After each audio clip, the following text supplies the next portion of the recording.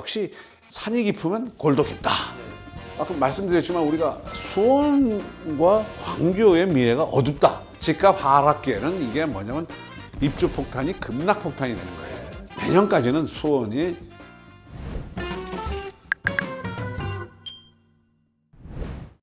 지금 뭐 부동산 시장이 어찌 됐건 뭐 여기저기서 뭐 이렇게 뭐 좋지 않은 소식들이 많이 들려오고 있는데, 지금 이제 경기도의 이제 가장 대표 도시하면 역시 이제 수원. 수원 중에서도 대표 지역은 영통. 영통. 예, 과거부터.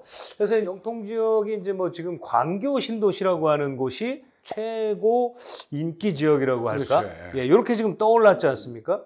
근데 지금 요즘 집값이 여기도 지금 심상치 않은 지금 뭐 그런 것 같아요, 지금. 예. 경기도 최고 화제가 수원 강교 아파트 7억 하락했다. 7억이요. 예. 이거는 그래서 그러니까 워낙 잘 나가던 동네. 그렇죠. 예. 여기 서울의 7억하고 좀 달라요. 거의 뭐 그냥 수원의 강남 뭐 이렇게 수원의 지금 강남이죠. 예. 두 배로 뛰었던 강교 집주인들의 대혼란, 줄줄이 하락하고 있다. 강교 집값 속수무책이다. 이런 얘기가 나오고 있죠. 수원 작년에 예. 33%가 올랐어요. 그리고 사실은 8월 달까지는 KB 변동률 보면 상승세였어요. 그러네요. 예. 그러다가 그렇게 9월 달부터 지금 이제 불과 한 달 사이에 예, 예. 지금 이제 조금 약세로 돌아서는. 그리고 과천하고 비교하면 과천은 작년에 16% 올랐어요. 예. 그러니까 그 상승을 주도했던 데가 광교예요. 수원에. 그 중에서 아까 지금 대표 아파트가 뭐냐면 예. 44평형인데 이게 광교 중흥 S 클래스예요. 클래스예요. 작년 6월 달에 27억에 팔렸어요. 이거 뭐 거의 뭐 서울 강남급이네요. 예. 예. 그러다가 최근에 20억에 팔렸어요. 그러니까 7억 하락설이 나오는 거예요. 실제로 이제 실거래가로 증명이 예. 되네요. 근데 물론 좀 다르죠. 왜냐하면 그때 27억에 팔린 물건은 로얄층, 로얄급. 예. 5월에 20억에 팔린 거는 비로얄층이라는 뭐 층수는 좋아요. 예, 층수는 좀 좋죠. 좋은데 뭐 동이 이제 뭐냐면 호수 조망권이 예, 아니었다는 그렇죠. 거예요. 예. 근데 여기 이제 주장하는 게 광교 호수 조망은 예. 반포대장 아라파학보다 예. 뭐 좋다. 뭐 이런 어디가 더 좋을까? 글쎄, 저거. 아니 뭐 옆에서 이제 호수만 바라보는 그 예. 조망권만 생각하면 그렇죠. 광교라는 데가 예. 호수가 있어요.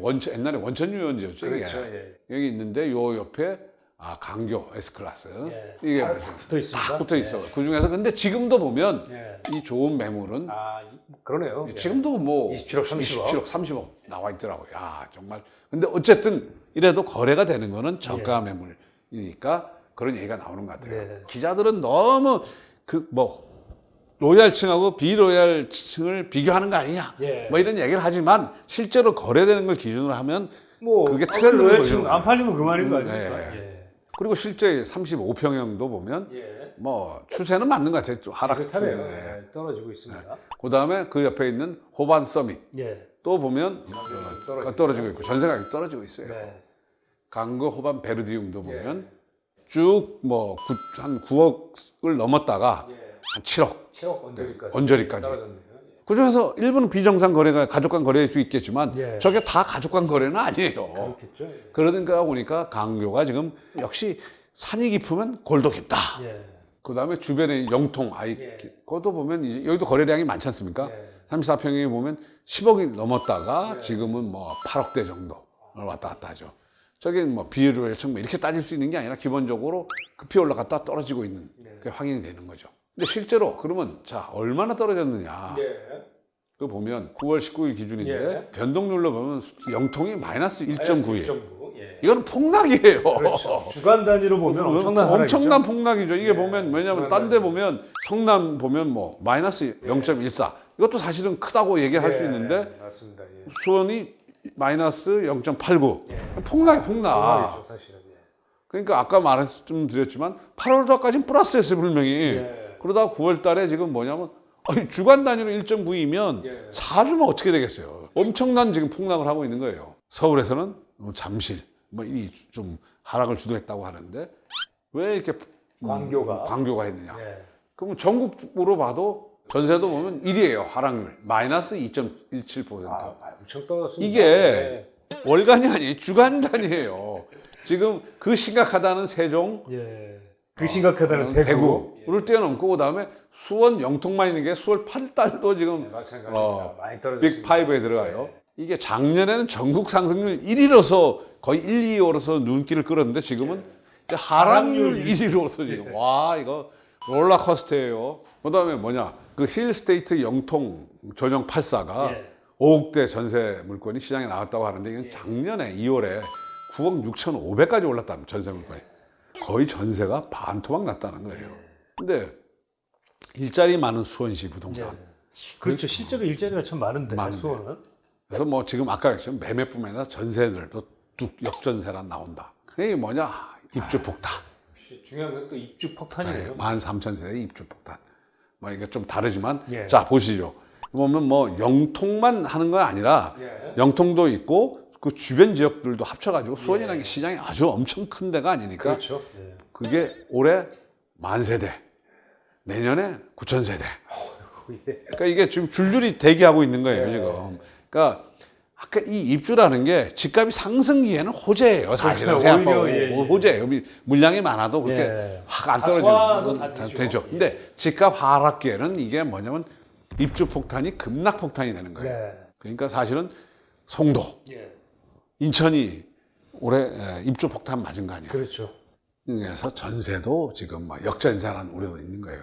거기다 문제는 뭐냐면 주변 수원하고 경쟁 지역인 성남, 화성 뭐 이런 데도 지금 입주가 많으니까 연쇄적으로 상호작용을 일으키면서 이제 더 오히려 이제 수원이 더 힘들어지는. 9월에 경기도가 13,000가구 입주를 한 거예요. 그러니까 이게 된 거예요.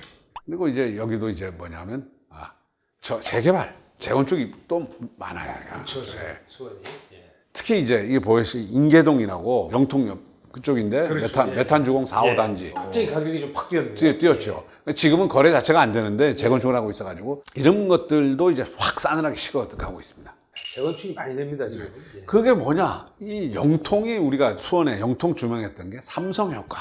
결국은 삼성 효과. 그렇죠. 그렇죠. 삼성 때문에 사실은 이 삼성이 지금 보시면 여기가 이제 강교고 여기가 삼성 단지가 있고 그렇죠. 그 주변이 이제 뭐 인계동 쫙 이렇게 쫙 있는 거예요. 삼성이 뭐 지금 8만전자 할 때 막 투자 계획 발표하고 그때 삼성전자 직원들이 한 10,000명 이상이 여기 살아요. 그리고 삼성만 있는 게 아니라 협력업체들, 중소기업 사장님들 많이 살아요. 강교 아파트는 뭐냐? 삼성전자 본사에서 자전거로 5분 거리예요. 아주 가깝죠. 그리고 삼성전자 국내 임직원 수만 10만 명이면 그중에 4만 명이 수원에 근무하고 삼성전자 본사가 여기 있고 그다음에 밑으로 내려가면 화산에 기흥 캠퍼스, 그다음에 동탄에 화산 캠퍼스, 밑으로 내려가면 평택 캠퍼스 있잖아요. 그래서 여기가 이제 작년까지 이 시너지 효과를 내면서 동탄, 광교 여기가 주도를 했죠. 그래서 지금 이제 뭐 어쨌든 경기도라는 게 작년에 리딩을 했는데 극단적 버블을 형성하고 있다 그런 주장도 나오고 있는데 어쨌든 문제는 장기적으로 보면 이게 문제가 해결될 텐데 지금 적정 수요를 한 6,000가구로 보는데 지금 작년부터 올해 내년이 이제 입주가 많아요. 그러니까 이게 결국 2024년, 26년 되면 어느 정도 균형을 회복할 텐데가 보는데 결국은 내년까지는 수원이 지금 좀 회복되기가 좀 쉽지 않다. 더 떨어질 수도 있다. 뭐 이런 분석이 나오는 거예요. 근데 아까 말씀드렸지만 우리가 수원과 광교의 미래가 어둡다. 이렇게 보는 건 아니에요. 그렇죠. 그러니까 이제 지금 저희가 말씀드린 건 중장기적으로 보는 건 아니고 지금의 이제 2, 3년 정도를 지금 보는 겁니다, 지금. 그래서 이쪽을 보시는 분은 이제 어쨌든 내년까지는 굉장히 가격들이 떨어지면 뭐 삼성전자 수요가 대단히 낮는 걸 전제로 했을 때 급매물, 좀 더 이제 재건축 이런 데 투자도 유망한 것 같아요. 결과적으로는 뭐 이제 2, 3년 아까 말씀 주신 이제 입주 물량이 소화가 좀 되는 뭐 한 2023, 2024, 2년 정도까지는 조금 힘들 거고 힘들 거다. 그 이후에는 어느 정도 다시 또 좀 경제 상황에 따라서는 좀 회복이 좀 되지 않겠는가. 그리고 신도시를 만들어도 여기 수원은 신도시를 만들 수가 없으니까. 그렇죠. 추가적인 개발이 지금 쉽지는 않죠. 이제 잠깐 말씀하신 재건축, 재개발 위주로 되고 있으니까 뭐 그런 것들이 좀 이제 아마 영향을 좀 줄 것 같습니다. 뭐 산이 높으면 골도 깊은 것 같아요. 그러니까 오히려 지금은 좀 뭐 그동안 좀 급하게 올랐던 부분들이 좀 조정을 받고 조정을 좀 받으면서 다시 좀 어떻게 보면 좀 회복의 발판을 마련할 수 있는 뭐 그런 시장으로 좀 흘러가지 네. 않을까. 예. 뭐 이렇게 좀 봐야 될 것 같네요. 예.